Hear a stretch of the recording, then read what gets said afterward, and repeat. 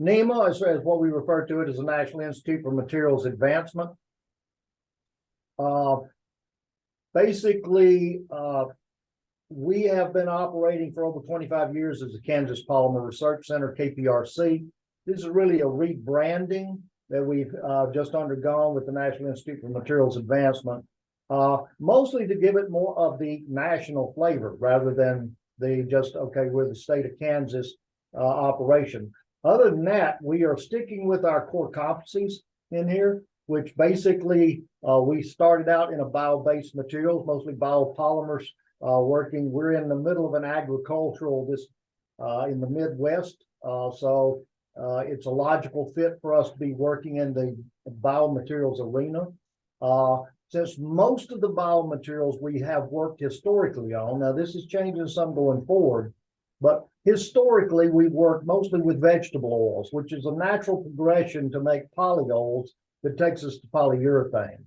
And if you look at the polyurethanes industry, probably over 60% of the volume of the polyurethanes industry is in foams.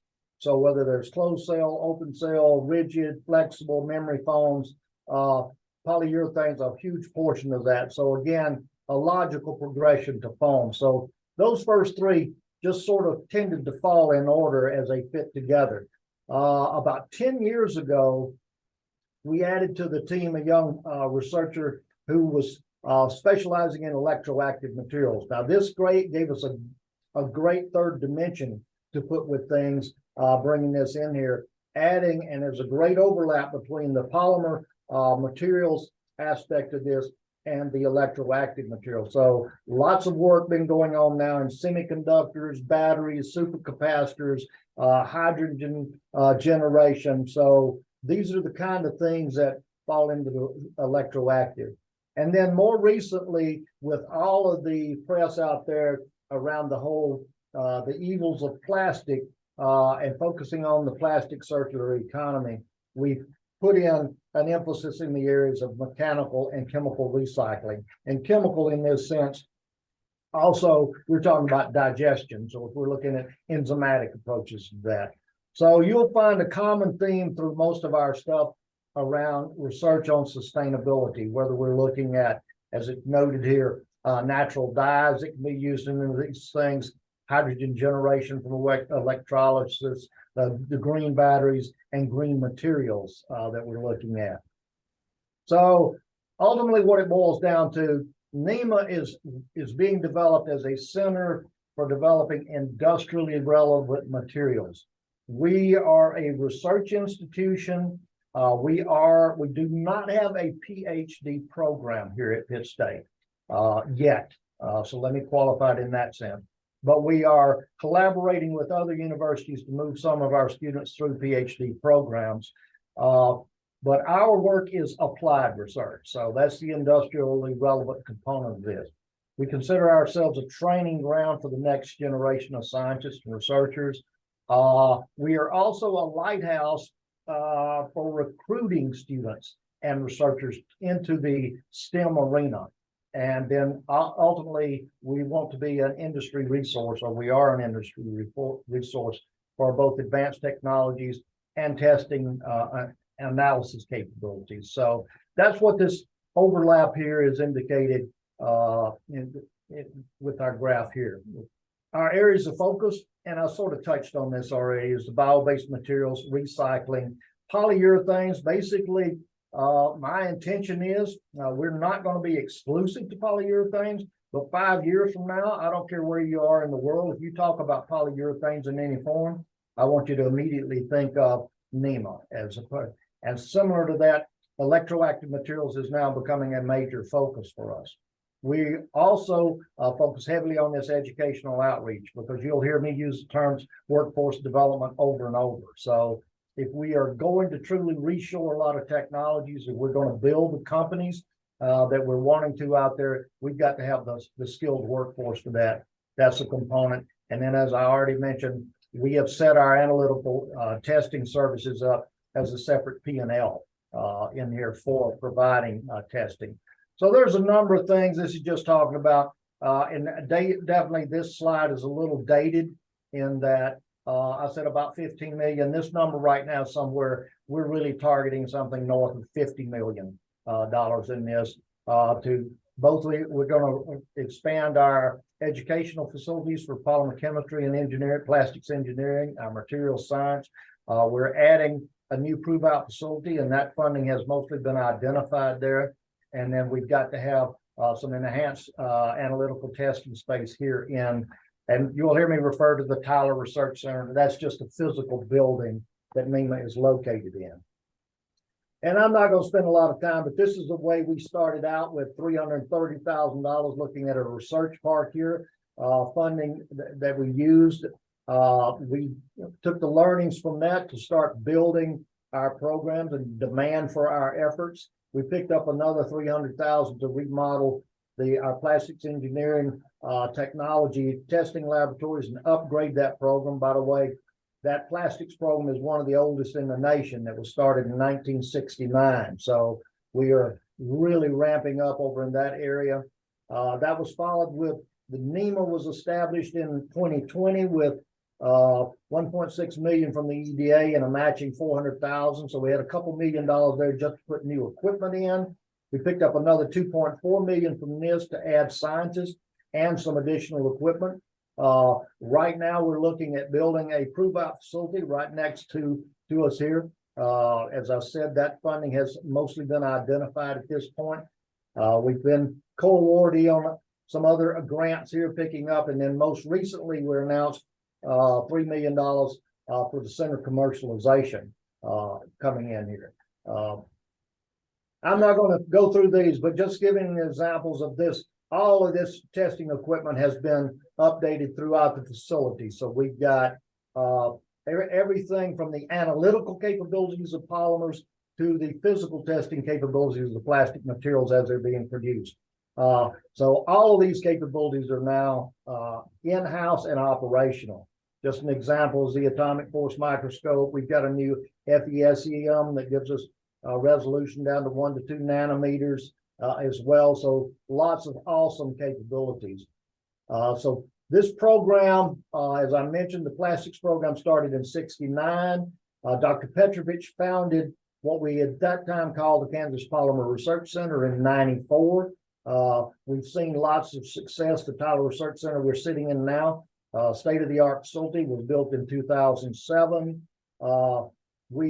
The important thing, as I said, we're working on workforce development. So we're not focusing just on cranking out PhDs, although we do promote that. We're focusing everything from the associates, the bachelor's and master's degree programs. So these are the people that we need in the workforce out there to make these things happen. So with the additional funding we've brought in, we're now, we've added our first tenant. So that's actually a full-time tenant company called Checker Spot. Was a startup company about 5 years ago when they came in, brought in a jar of oil. Today they're over $100 million of capital and over 60 employees with locations in Alameda, California, Salt Lake City, Flint, Michigan, and now here in Pittsburg, Kansas.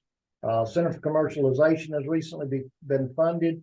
We now have most of the funding secured for the prove-out facility, and we have a proposal, as I'll talk about a little bit later in here, for our new National Center for Semiconductor Research and Testing. We call it INSERT. Encountering Innovations, as Alan has already indicated, is now been adopted as a part of the NIMA program in here, and we have exciting ideas of what we're going to do to enhance that program and expand it. We're going to continue much of what Alan and his team have been doing in the past with this, with our DoD connections, so forth, with the Tech Scouts, but you'll see us use the term Agripalooza down here. We're actually looking at expanding that into the farming arena. And as you'll see over here, we already have a very tight farms connection. So if we can tie these two concepts together independently, still maintaining the DoD typical Encountering Innovations, but the Agripalooza, and hopefully we'll come up with a little better name than that, that we will tie with the farms. It'll be separate operations.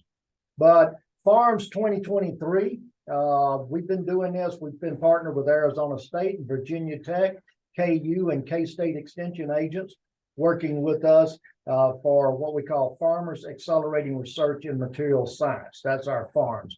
Basically, we bring the farmers in with scientists from across the nation in here. They meet and we talk about the problems in agriculture, whether it's farming, ranching, whatever the agricultural produce is, what are their problems?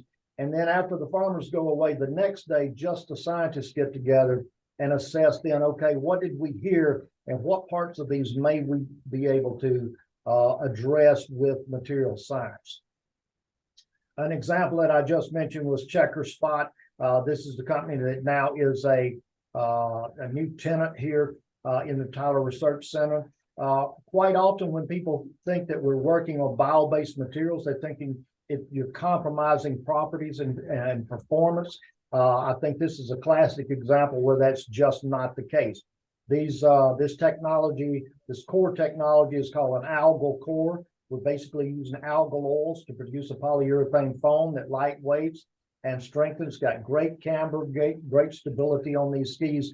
These are not skis you run down the gently groomed slopes. These are the types that you'll see the pros going down the backside of mountains on. So this is as demanding as you can get performance.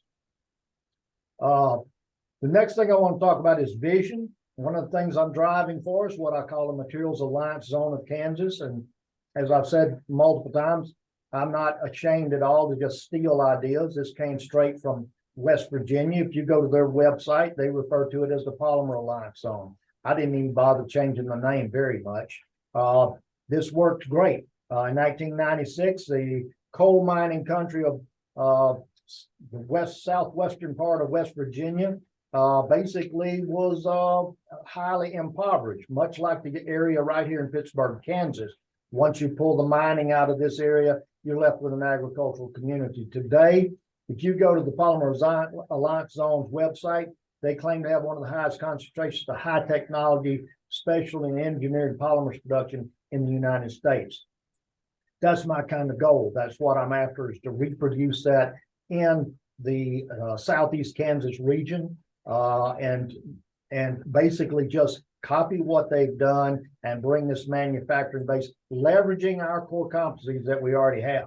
So as I said, we've got polymer science, we've got polymer chemistry, we got masters of science, we've got plastics engineering technology. This is the geographic focus area. Pittsburg, Kansas is right here in the epicenter of this, but this is the regional area that we're intending to impact. And part of this is all about building these partnerships, and this list continues to grow every day as we're working on this. As we build MASK, that Material Alliance Zone of Southeast Kansas, as we demonstrate the success of that, my intention is to move straight across the state line into Missouri and do the same thing there. Once you've got those two, it's just a drop in the bucket to say, hey, this obviously fits well in Oklahoma and Arkansas, and then this becomes what I call the Mid-America Materials Alliance, or MAMA, on there. So this is the ultimate goal of what we're focusing on. More immediately, as I was saying, this is our Tyler Research Center located here. We've got about 9 acres of land that has been designated by the city of Pittsburgh for a research park for us to do as we will. Most recently, we announced $3 million grant to start our commercialization center. As I had indicated, we have identified the funding for the prove-out facility we're going to build next to it. This is intended to be a facility, a pilot scale facility. So as startup companies want to come in, and if they want injection molding, we lease an injection molding unit. We set it up and we use students to train on this, operate this, to generate market scale quantities of material to go out and trial the market. Or if I've got an existing company that simply doesn't want to break into their manufacturing line to trial something, and they've got an extrusion operation, then we bring in an extruder, or we bring in a pyrolysis system, or whatever that we need into this. So this will be a transitional facility, always changing what's coming in and out of it, but to facilitate new technologies moving into the marketplace. Now, as I alluded to very early in here, Dr. Ram Gupta joined us about 10 years ago and brought a new skill set in here. If you've been watching the news, and everybody has that's on this, I'm sure, everybody's aware of the CHIPS Act, or the Chips and Science Act for America here. And the focus now on semiconductors is very strong. And you'll see semiconductors aren't just around making chips. They're in almost everything we do day to day. So this is a huge operation, and everybody knows there's tons of money in this area, and this is important to national security. As serendipity has it, this is also a key area that Dr. Gupta focused in. Most recently, Ram Gupta was identified by Stanford University as one of the top 2% of research scientists in the world. This is, you go back to his dissertation, semiconductors is his life. That's what he does. Matter of fact, we even celebrated Dr. Ram Gupta Day here in Pittsburg, Kansas. This is Mayor Sigley making that proclamation here. But the capabilities that Ram brings to us, and we've been doing for the last 10 years, has really put us in a great position to work into this whole semiconductor electroactive materials arena. This is basically our strategy. Again, building the foundation for this in here. We talked about the fabrication facilities, fundamentals of semiconductor research and development, the training. All of this is going to go, and these will be the benefits that we're looking at, addressing everything from chips and batteries to fuel cells. All of this will fall under this National Center for Semiconductor Research and Testing. This is where we're planning to locate this. We right now have a $20 million proposal into NSF to build this facility. And I'll show you a little more about this. Most recently, we had Ponch, the director of NSF, here visiting with us with the Lieutenant Governor and Senator Moran as we're talking through our proposal of what we're doing in these areas on here. Specifically, this is the rough layout that we had, the concept layout of what we're putting in for the insert.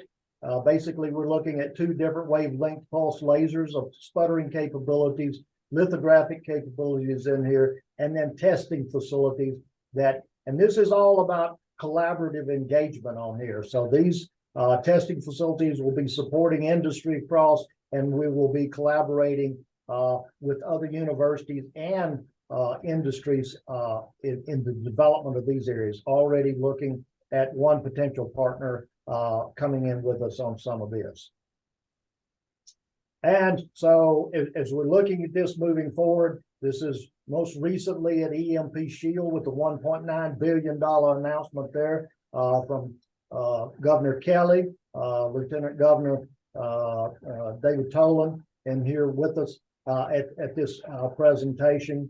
Integra, it's recently also had similar announcements coming out, and then many of you are surely aware of the Panasonic program coming in near Kansas City. So these are all fitting very well together, and this is much of the reason that we see the whole Encountering Innovations as a critical piece of tying multiple pieces of these technologies together. Our goal, again, is bringing manufacturing into this area. And so we see this as a great opportunity to leverage what we've got, leverage the EI connections in here, and then start making those things happen, just like the EMP Shield, just like Integra, just like others that are likely on this call. So this is our focus area. This is NIMA. We're right here in Kansas, in the heartland of the U.S., Sunflower State. A big part of ours is workforce development on here. We're intending to be a semiconductor technology hub. We'll continue to focus on our core competencies throughout and expand those capabilities. So that's really what I've got, Alan, and I'd be happy to take any questions from anybody. I have to make time. How would I not have time to meet with them? For sure. Yeah, that's excited about any opportunities. Like I say, there's some, we are talking across the board from industries that are well established. And so looking at either going into new areas or simply they really don't maintain their R&D program that they had in the past. So we're trying to act as that surrogate there. But, you know, an awful lot of our time is spent with startup businesses. So that's part of why I'm really excited about much of this effort. Appreciate it, Alan. And yeah, we're continuing to add talent. So as you know, I was in Europe this past week doing some recruiting there. So we're actually looking at some biochemists as well, bringing in as we're looking at some enzymatic approaches to things as far as polymerization and depolymerization. We're looking at a number of composites now to take us. So it's not just the simple polymer matrix, but actually looking at composite structures. And literally one of the presentations from one of the students I was watching this morning is using composite structures actually in the supercapacitor arena. And so it's not just a physical structure thing. There's other aspects of the composites that come into play as well. So we're excited for all kinds of ideas to come in, and you'll be surprised at the range of talent that we're bringing in here. A quick question, Tim. Just this morning, interesting, this meeting here, just this morning, I was on a phone call with a company that had been in contact with an organization, and they were asking me if I knew anybody that worked with foam technology for space applications. And that was a new one on me. Is that something that you are interested in, or I've never even heard of that. I don't think of foam in space. So let me say, Bill, neither am I. As far as foam, particularly in space, am I interested in it? Obviously, anything in the aviation and aerospace industry, we're definitely interested in. And let me qualify my immediately previous statement in that. Every time I say we haven't done something like that, Zoran Petrovich is, oh yeah, we did that 10 years ago or whatever. So those are the kind of things when we get in for some of that expertise, those kind of things. I'd love to see what they're talking about exactly when they say foam for space applications. You know, what are the demands? What are they looking for? What are the material? What's the application literally of it? Not just say it's for space application. I'd love to know more about that. So if you find out anything, let me know. Okay, but they're supposed to be sending me some stuff, and they're looking for companies that can work with that. So I'll try and get back with you later. That'd be great. Thanks, Bill. Alan, I just want to say thanks to everybody. Thanks to you for pulling this together. Thanks to everybody and for spreading the word out here. If you know, I don't think any of that has my contact information, but if you got any doubt, reach out to Alan. He can get contact information, get a hold of me. So love to talk with any of you or any of your clients.